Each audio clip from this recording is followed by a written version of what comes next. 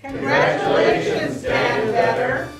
Congratulations, Dan. Congratulations, Dan. Congratulations, Dan. Hi, Dan. Wish we could be with you tonight. Congratulations on your induction in the College of Business at Central Michigan. We're sending our love and best wishes and good thoughts. Hi, Dan. This is how I would typically greet Dan, about mid-afternoon as I walked back to get that last cup of coffee, and I'd look in and he'd be looking at that point in utter dismay at whatever was on his computer screen. If I were to describe Dan in several terms, one would be mentor. The other would be stable. Dan has worked through several administrations and been conscientious, which is the third word I would use, throughout everything. He was a sort of an island in a storm in many cases. Dan has devoted his career into making the CBA a premium business school. Many of the things that have been accomplished in the college, in my administration and other administrations, were done because of the work that he did behind the scenes very quietly. He's surprising. He's very, very passionate about his work, and he's very encouraging. He is an incredibly caring individual. Dr. Better never had to be the loudest voice in the room.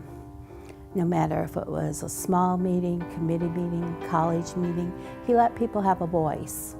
And he knew everyone had talents and skills. And so sometimes he was a quiet man, but he was always carefully listening, observing, thinking things through. And with Dr. Better, lots of times it was just a simple sentence would be the solution. It could be a yes, or it could be no. But a lot of those no's were good for the college. One of the things we worked with as an MBA advisory board was really trying to look at how the CMU MBA program stacked up against other MBA programs. And I remember Dan did a very, very good job of helping share some benchmarking studies that were done, and he engaged this advisory board very effectively in number one, helping us understand that data, and then number two, having a very healthy debate leading to, I think, ultimately some good ideas on how do we continue to improve relative to these other programs that we compete with. We had decided that we wanted to, when we graduated, have an MBA book. We started researching other colleges and universities. Harvard University does an MBA resume book. They send it out to all these companies with a letter from their dean. And he said, sure, go ahead and do that. Do you know how to write resumes? And we're like, no, we don't know how to do that. So he actually paired us with someone from Student Services who came in and taught us how to write resumes.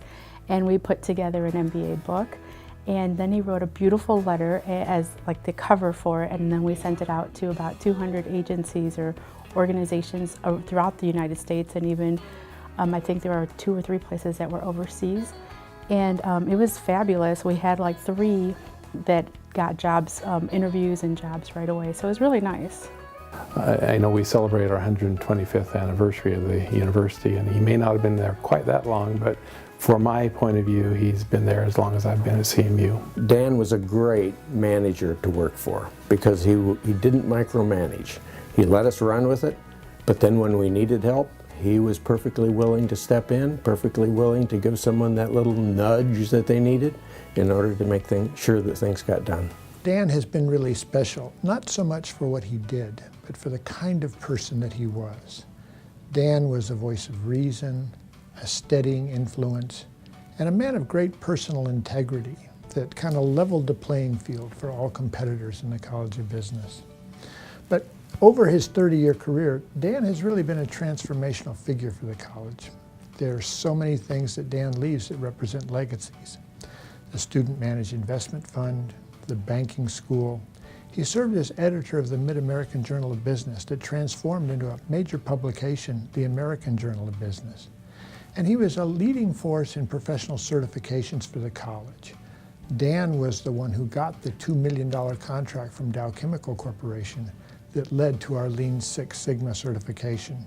And of course, Dan served on 3 separate occasions as the senior accreditation officer for the college, assuring us of our AACSB accreditation. Dan's contributions to the college are more than you can imagine. I have here what we call the Book of Vetter.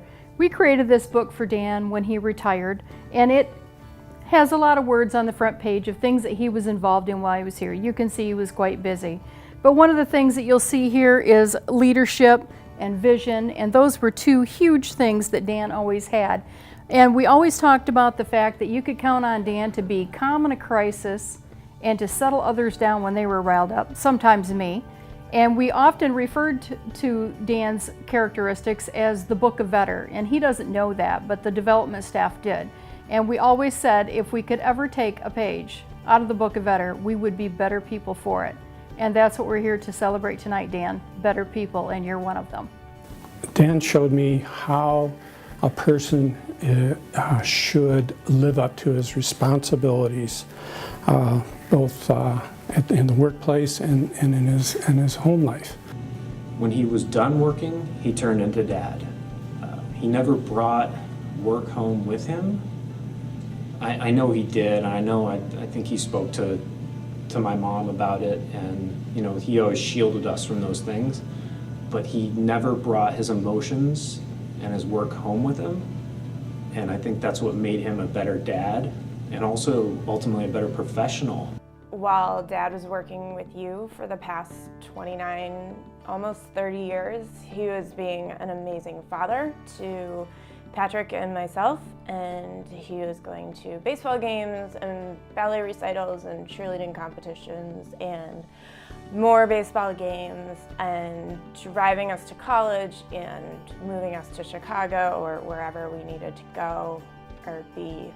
And he was just always so generous with his time. See, I am crying a little bit. Don't listen. He was always so generous with us. He leads by example. And rather than trying to coerce or force people to do things, he kind of shows them how things should be done. And I think he has a quiet intensity. He just keeps going and going and going. He never gives up. We wouldn't be where we are today without Dan.